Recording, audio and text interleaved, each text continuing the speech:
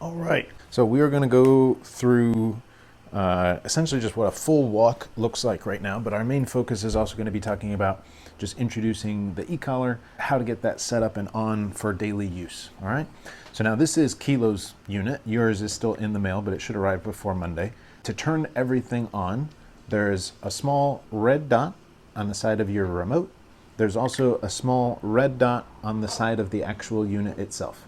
Those two things are magnets. If you tap them together, you'll see the unit flash green. That's how we turn on the receiver end of the e-collar. To turn on the remote, there's a big old L button on the backhand side. If you hold that button down, you'll see the screen light up and it'll say on, and then you're good to go. So just that process of making sure everything is turned on, I gotta do that before I get it on the dog because it's really difficult to match those two red dots if you already have this on her. So just as a matter of practice, I'll turn on the remote, tap the red dot to the red dot on the receiver. If it's flashing green, it's telling you that this is on and we're good to go. And you'll see the numbers on the front of your screen on the remote. Okay, so now we're just gonna get her out. I'm gonna have you set up with a very similar little bungee strap like this for her. It just goes over her head like a necklace, and then you're going to take this back tab and just give it a nice pull so it stays nice and snug, okay? Hi, big girl. So right over the head and over. And then same thing with our slip lead. We're just gonna go right over the head. And then my slip lead, I'm gonna put above my e-collar.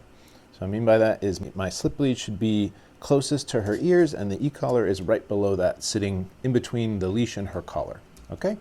Take the stopper, cinch it nice and snug, not too tight, there we go.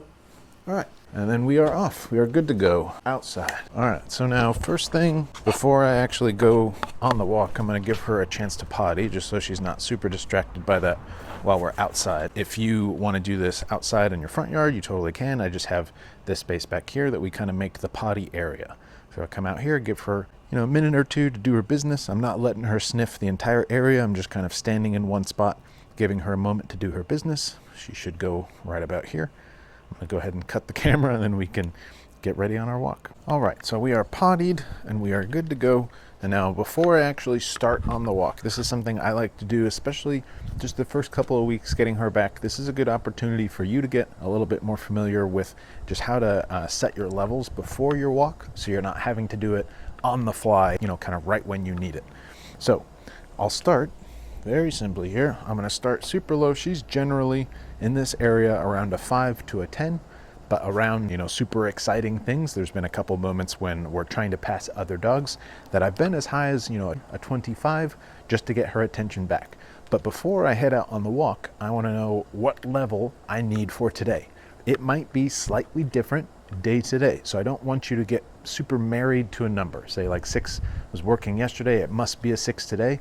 There might be more exciting things happening in whatever area you're in, so that 6 just might not be enough. What I'm always looking for is just for her to respond by getting back into position. So how I'll start this is just with a simple leash walking exercise. This is something that she's seen quite a bit at this point. I'm gonna start at a 6. Anytime I'm saying tap, I am tapping on this black S button on the remote, okay? So when I get ready to start walking, I'm gonna go Leia, heel, tap, and I'm guiding her into that position and pressure off. Beautiful. As soon as she gets back to this side, this is where I'll set my leash length, making sure I don't have it too tight, enough where your arm can swing around and there's plenty of loose leash for her to manage. And then my number. So I'm gonna have this in my right hand, leash in my left. Anytime from here on out, if I feel leash pressure, I'm also going to be tapping on the e-collar. That's the simplest way that I like to think about it. If you feel leash pressure, supplement it with taps from the e-collar.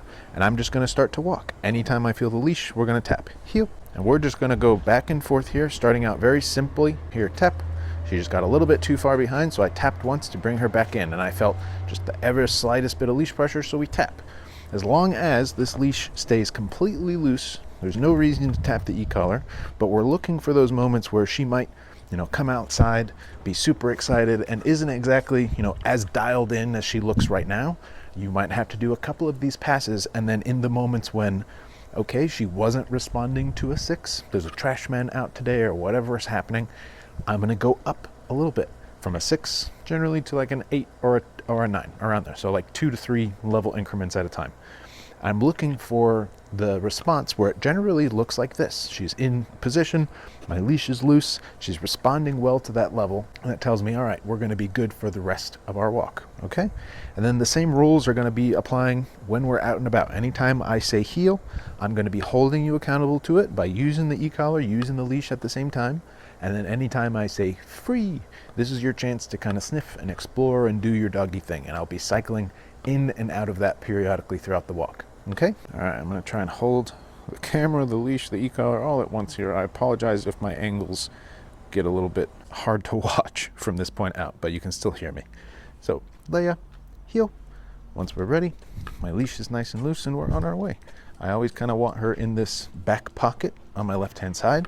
If at any point she starts to race forward, the first thing I'll do is just turn away and walk in the other direction. If I then also feel leash pressure, I'll tap on that remote. Tap. There we go. So if she stops for any reason, like particularly there's been like a couple pieces of trash we passed here, if she stops to sniff that, I'm going to tap and use my leash. If she stops to try and sniff the grass or the leaves, same thing, I'm going to tap and keep moving. But really, so far, she's been doing excellent. She's staying right in that position. My leash is loose, and she's just following my pace. So there, she heard a little something over there in the bushes. She hit the end of the leash. I reminded her heel and tapped the e-collar at the same time, and she immediately came right back into position. That's what I'm looking for as far as what I mean by finding the appropriate level. Free. I don't really want the e-collar to ever feel like an argument or you're having to tap an excessive amount of times just to get her attention. It should always be kind of one tap, one command, and she's right there with you. If it's not happening that way, I would consider raising your level ever so slightly. But right now, we're at, what are we at? 15? So we can't, a little bit higher just because there's more things going on. But again, it's always in relation to the environment. And right now she's in freedom. She's allowed to just kind of sniff and explore. I can set rules as far as like not eating anything out of the grass. I don't really want her eating trash or, you know, just anything that's unhealthy for her. But generally now she's in control. If she needs to move in a direction, I will follow her. This is also her chance to use the restroom. And if it looks like generally she's good to go, get our leash ready. I'm gonna pull over onto the sidewalk here and I'm gonna say, Leia, heel. Give a tap on that e-collar just to bring her back into that position, and we're back. So now we're in kind of the rules mode portion. We can swap back and forth between having her in this very tight heel command, especially useful for if you need to pass other dogs or other people. I would bring her into this heel position and start to hold her accountable to it. In moments when you're giving her a chance to rest, we're gonna say free. And we step over onto the grass. Good girl. In freedom, say she, saw a squirrel or another dog, and if she decided to go running, we could use our leash, use our e-collar, bring her attention back to us. I'm gonna make a whole other video talking about recall in more detail, but just saying in these free moments, you can still have some rules. So just because you're free doesn't mean you can go, running halfway across the park after another dog or after another squirrel kind of thing. And again, if you're ready to start walking, I'm just gonna pull back onto the sidewalk and say, Leia, heel. Beautiful. So here she fixed it, good girl. Well, I was gonna say, if she ends up walking on the wrong side, like say you're walking and she scoots over to the right side instead of the left, all I would do is just keep walking forward and then use my leash to kind of guide her over to the left-hand side. I'm just not gonna make that, got it under your leg, there we go. I'm just not gonna try and make that correction while standing still. I'm just gonna keep moving forward and use my leash a little bit, and she'll end up most of the time just fixing it on her own, like you saw her do there. So now approaching like a busy intersection like this, something I like to do is just before I step off the curb, make sure she's still with me. She doesn't need to come to a complete sit, but I just wanna make sure that she's not gonna step off that curb without me. And then especially in the intersection, I don't want her pulling us through.